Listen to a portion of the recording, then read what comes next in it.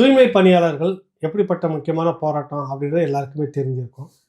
நிறைய அதுக்காக முன்னிருந்த அந்த தோழர்கள் வளர்மதி, இன்னும் நிலவுமொழி சிந்தாமரை அடித்தது தவிர நிறைய பெண்களை வந்து மோசமாக அடித்து அப்புறப்படுத்துந்து மருத்துவமனை இது எதுவுமே பேசுபொருளாகலை.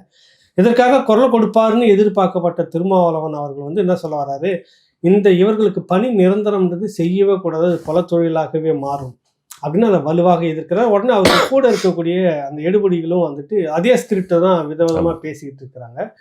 நீங்க சொன்னீங்க பேசும்போது, இங்க நான் முதல்வர் ஆக மாட்டேன், நேரா பிஎம் தான் அப்படின்னு சொல்லிட்டு அது இவரை தான் சொன்னீங்கன்னு எனக்கு தெரிஞ்சிருச்சு.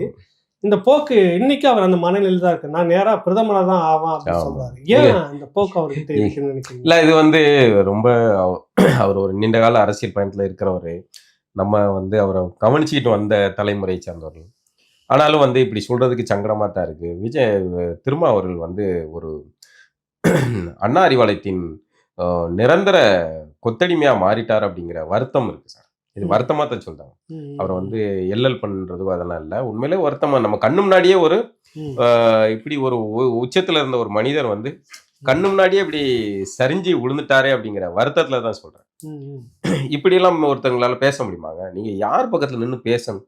அந்த தூய்மை பணியாளர்களுக்கு என்ன கோரிக்கை என்ன? நாளைக்கு எங்களுடைய குழந்தைகளையும் எங்களுடைய வாரிசுகளையும் நாங்க வந்து இதே தூய்மை பணிக்கு தான் ஆக்கணும், அதுக்காக எங்களை வந்து அரசு பணி நிரந்தர பணியை ஆக்குங்க அப்படின்னா கேட்டாங்க. என்ன அறிவு இருக்கு அவங்க கேட்கிற கேள்வி? இந்த கேள்வி இந்த வந்து ஆக்குனா இவங்க இது வந்து குலத்தொழிலா மாறிடும்ங்கீங்களே. சரி, நான் என்ன கேட்கிறேன், அரசு ஆசிரியர்கள் அவங்கள வந்து எதுக்கு அரசு பணியை ஆக்குனீங்க?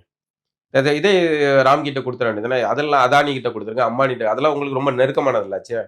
அப்படியே ஒவ்வொரு போஸ்டிங் அரசு ஊழியர்கள் எல்லா போஸ்டிங் கொடுத்துங்க. இதெல்லாம் கொடுத்த அவங்க அரசு ஊழியர்களா இருந்தாங்கன்னா அவங்க அது வந்து குலத்தொழில் ஆயிரும், அதன் பிறகு அவங்களே வந்துருவாங்க அப்படின்ட்டு. அரசு பணின்னு இருந்துட்டாக்கா அது என்ன ஆகுதுன்னாக்கா, இப்ப கிட்டத்தட்ட இந்த போராட்டத்துல பிற்படுத்தப்பட்ட மக்களும் உள்ள இருக்கிறாங்க, வறுமையில இருக்கிற பல சமூகத்தை சேர்ந்தவர்கள் இருக்காங்க சார்.